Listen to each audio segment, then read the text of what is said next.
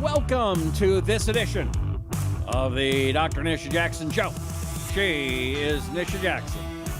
I am Rusty Humphries. I am her worst student ever, and I'm hoping to turn that around someday soon. This month we're going to do it, and things are going to get better. And then I'll have some things for you to listen to from me other than just, the comic relief to the show. Hey, thanks for coming. Okay. Speaking of comic relief, and I don't want to make this sound funny. Right. Because I think there is a medical thing to this, but I'm noticing something, and I don't want to offend anybody. I'm not trying to hurt anybody's feelings. Right. But I am noticing more women with facial hair than I remember in the past. Is it just I'm getting older and getting around women that are that age, or is what is this and what causes this, or is it just a random thing? Yeah, no, it's a real problem, and I think we definitely want to hit on this today. It's not your imagination. More and more women are growing pretty significant facial hair at a very young age. And it's also typically coupled with a couple other things, which is acne and a lot of fat around the middle part of the body. So not a good combination. It's a real awful thing for women because they don't know why it's happening. And then in addition, they have problems with their periods. They miss their periods. Their periods are really heavy and really painful. And they can't get pregnant, and then they have a higher risk for diabetes and infertility. So this syndrome is usually diagnosed as Polycystic Ovarian Syndrome. And this is easy. It's easier just to say it's PCOS. Okay. And it's not just from eating too many Pringles and sitting on the couch. I mean, there's something to this, right? There is something to it. And when I first started practicing in 1990, the thing that we were seeing at that point was women were not developing Polycystic Ovarian Syndrome and PCOS until later in life. They weren't developing it until they're, later in their 20s or 30s. Now we see young girls getting PCOS. So this is a real problem. Yeah, I've got it. I hate to say this, but my cousin's daughter, who is in her teens, has something like this. Yeah. Mm-hmm. Do you see that, or is that just because she comes from bad genes? We're seeing young girls getting this, like starting their period really early, like age 7 or 8, and getting this. Wow! Yes. So this is a real problem. But when I first started practicing about 30 years ago, we thought this was an ovarian problem, because poly means many, right? Cystic means cis, and ovaries mean ovary. So if you break the word down, it means there's too many cysts in the ovaries. And when you have too many cysts in the ovaries, number one, it's painful. Number two, it completely messes up the hormone balance. So I call this syndrome the hormone hurricane. And it leads to all sorts of problems in relationship to the metabolism. So when I first started practicing, we thought this was an ovarian problem. So that's why we call it ovarian syndrome. But actually, it's not. It's actually a metabolic problem. Okay. So now we know it's actually the other way around. So this is what happens when somebody gets this, because I want to talk about it because at least 20%, I think it's much higher than this, of women today that are menstruating have this problem. So that's a lot. That's 1 in 5, right? So here's what we're seeing. When women get this, their testosterone is elevated, which makes them have male effects like facial hair, more acne, more irritability, and problems with menstruation, because women are not meant to have testosterone be the dominant hormone when they're menstruating.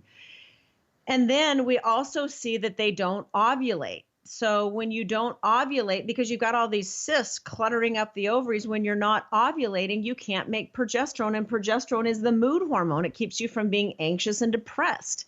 And it's the hormone that keeps your periods regular. So if you're not making progesterone because you can't ovulate, then all of those things go wrong. you get more cysts, you have problems with the breast, you have problems with your period, you get depressed, you can't sleep at night.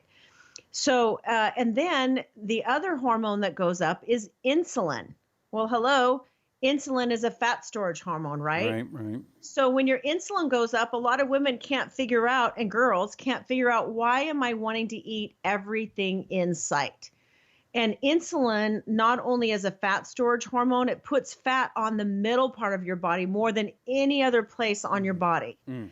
So it's a really awful thing for girls. And I see this over and over again, Rusty, where they're going into their medical provider's office and they're not being diagnosed appropriately because they're not running the hormone tests. And is this happening more and more often? It seems like, and it's rough because my daughter kind of falls in this. She doesn't have hair, but it seems like girls today are heavier than when I was in high school. And Yes. it's more acceptable because everybody's PC and you don't want to hurt anybody's feelings.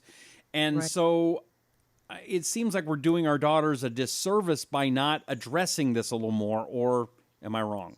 No, it's absolutely right. And instead of, I don't know, I raise my daughters to educate them. I think we should be educating, like, if this is where you're at 14 or 15 or 18, and you stay on this same trajectory, by the time you're 30, you're going to have all sorts of health problems because your body can't sustain this. So I think education is the answer here. That's why I like to talk about things like PCOS, because whether you're a 30-year-old guy that's driving around in your car and you're listening to this show and you're like, oh, this has nothing to do with me, it actually does have something to do with you, because someday, or maybe you already do, you have a daughter that might suffer from this exact problem. And more girls are suffering from it. So it is relative, or maybe your wife is suffering from it, or your partner. So PCOS it starts out with too much insulin, and that starts from diet. So when you have the good old American diet, which means you're eating too much starch and sugar in your diet, and not 50% of your diet is vegetables, which most kids and women and people today are not having 50% of their diet be vegetables, right? You know what I'm seeing? I drove by a convenience store every day that's right by the high school. Uh-huh. And the convenience store is packed with kids. And they all have the same lunch. It's a big old bag of Doritos and Mountain Dew.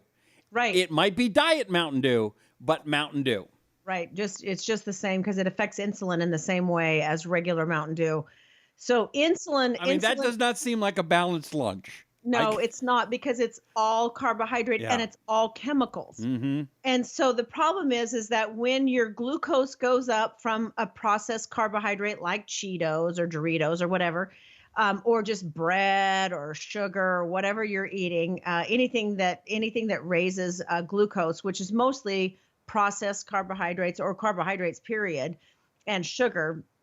When your glucose goes up, your blood sugar goes up, then your insulin has to go up to kind of keep it under control. Well, if you're eating Doritos and bread and chips and starches all day long, your insulin is going up, right? Well, that causes too much fat storage around the middle. But when that happens, what it does is it interferes. This is how it ties back to the ovaries. It interferes with the person's ability to ovulate. And it interferes with their ability to ovulate to the point that they start developing these little tiny pearly cysts around the periphery of the ovary. And when you develop those cysts, then you can't ovulate regularly. So it just starts sort of the onslaught of problems with menstruation. And then when you're not ovulating, when your insulin goes up, it pushes the testosterone up. When the testosterone goes up, it interferes further with ovulation. So that's the hormone hurricane that's happening. Okay, this is very bad, I know. But part of me as a dad, and now tell me where I'm wrong, part of me of a dad of an 18-year-old goes, well, maybe if she ain't ovulating, maybe there won't be any problems with anything else. Right. It does affect their ability to get pregnant for sure. I mean, but this is not the way I want to have it. That's not the answer, because the problem is these girls and women that have PCOS, so hormone hurricane, too much testosterone, too much insulin, not enough progesterone. Those are the three things that really go haywire. When they have that, they are on the fast track to heart disease, diabetes, and infertility. It is the bad trifecta. Okay. Is it also why I can say, hey, good morning. You hate me. Why are you so mean to me? Is that okay? Yeah. It's not just because she's 18. No, progesterone is a very calming hormone. It kind of keeps women being, I hate to say this, women being women, girls being girls. It helps kind of keep your mood and your anxiousness under control. It's very calming. So without any progesterone, because you're not ovulating, it's a real problem for the mood. And your PMS is through the roof. So there could be 2 weeks a month when you're flying off the handle, like you're not even responding normally at all. Or it's hard for her to get out of bed. She can't go to, she's sick. She doesn't want to go to school or work or whatever it is. Right. Okay. And there's so many things that can be done if this is tested appropriately. So again, the symptoms of PCOS are infrequent periods, or no periods at all, or very irregular periods. Infertility, inability to get pregnant. There's also so many women not able to get pregnant, and they still haven't been tested for this. Just makes me so mad. Acne, oily skin, dandruff. So like flaky scalp or itchy scalp. Pelvic pain, weight gain, especially carrying weight around the waistline, type 2 diabetes, high cholesterol, high blood pressure. Thinning of the hair is a big one. So not only do they have facial hair and acne and too much fat around the middle part of the body, but they're also losing their head hair. Oh my gosh. So this is very serious. This is disturbing for this. This is young women and women of all ages. So skin tags, they also develop little skin tags. I don't know if you've noticed that more and more people are getting skin tags. It's not really very attractive. No, I mean, I've had some before I had them taken off. They said it was just because your skin rubbing up against each other. Is that not true? No, it's insulin. So when you make too much insulin, which again is tied right back to the diet, you can get skin tags in your armpit and in your neck. Some people get them on their eyelids. This is very, very common. And then sleep apnea. Because what happens with PCOS and too much insulin is your neck gets bigger. And when your neck gets bigger, you start snoring. So these are not all of them. I don't want to brag, but my body's like a symphony at night. So no, that's not something to brag about. No. Okay. I thought that was that's musical. Gonna be taken care of when we treat you. So how do we treat PCOS? We should talk about that, because that's really important, because I think there's a lot of just mediocre testing and mediocre treatment out there, Rusty, for girls and women today. And this is serious, because I cannot stand the fact that girls go into their medical offices and they're told that the reason why they have facial hair is, it's just genetic. Your mom had it, your grandma had it. It's just genetic, or it's because of your heritage or something crazy like that. That's not right. That's the wrong answer. The right answer is you need to have testing and get diagnosed from a hormone specialist, and then you need to be treated appropriately. So we do use birth control pills to treat this in some cases. What birth control pills do is they reset the cycle, even if it's short term. It resets the cycle, and the estrogen in the birth control pills. Okay, I'm sorry, Dad coming in here again. Does Yes. see when you say it's scary for me? When you say I'm going to put them on birth control pills, does that mean it's a license to be free and go do whatever you want? I don't know that I want that. We already know through research that's not true anymore.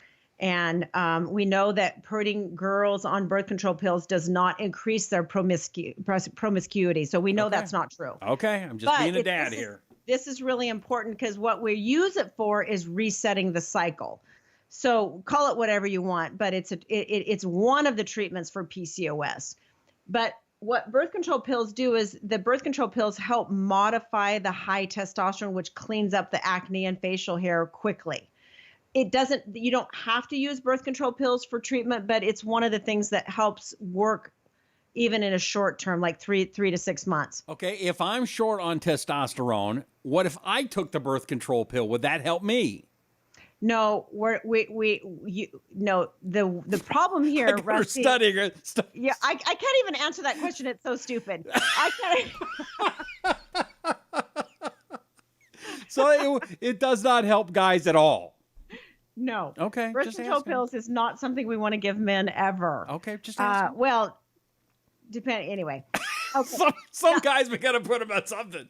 Yeah. Diabetes medications we actually use, and I've been using this for years in my practice. I got so much garbage for using this early on, but there's a drug called metformin. Metformin is also called glucophage, and it's used to treat type 2 diabetes.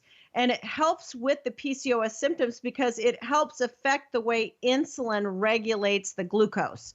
So it decreases the testosterone production and sensitivity.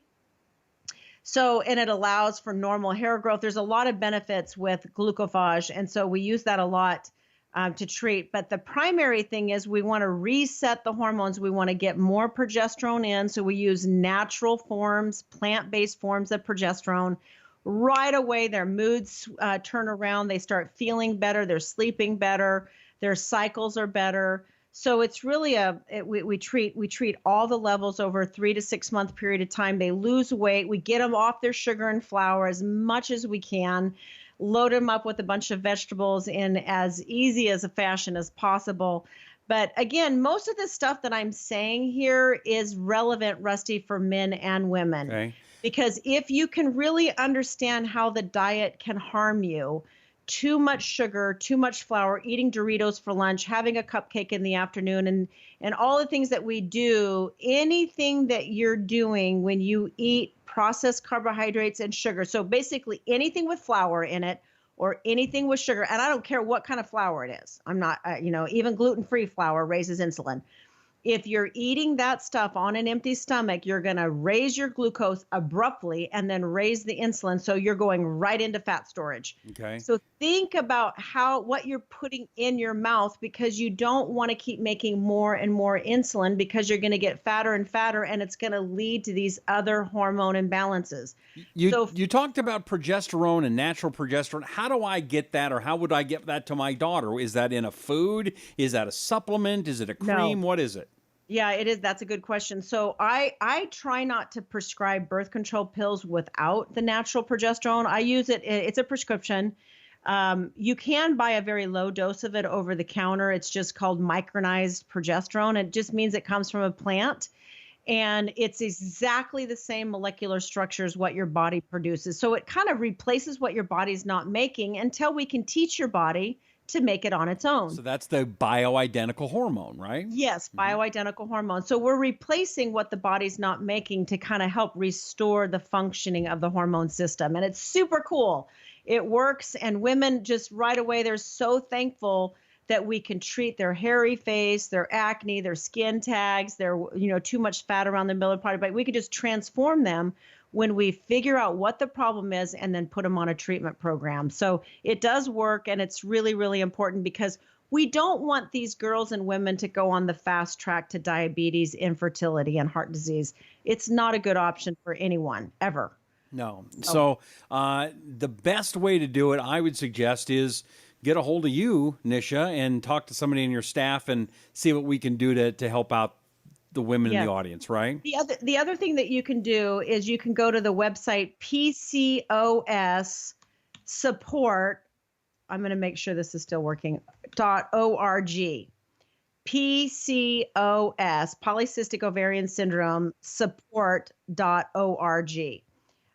is another really great website to go to get more information, or just Google PCOS, because you'll get a lot of information about what is happening with the body and the hormones. Or you can go to my website, nishajackson.com, and I did a whole article. I've written about it in all of my books.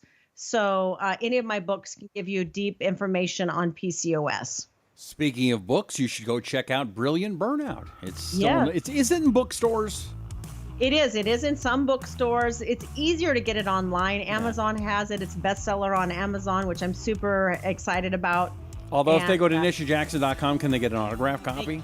They can get it on nishajackson.com, and you can get some supplements to get balanced at the same time. I mean, who wouldn't want to do that? I sure as heck would.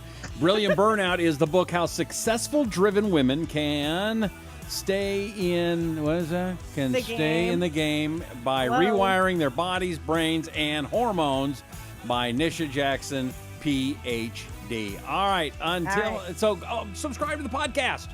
Let people know about it. Just click the subscribe button. It's very important. You don't want to miss any shows. And if you subscribe, you got an iPhone. Just go and there's a little podcast thing. It's this purple button there, and just push it and type in Nisha Jackson, and you'll be able to find it and subscribe. It'll come right to your phone every time. Or click subscribe on YouTube, and it'll warn you every time that we go live. So go check it out. Facebook, all those places. Thank you very much. She's Nisha Jackson. I'm Rusty Humphries. Thank you so much for hanging out with us. This is The Nisha Jackson Show.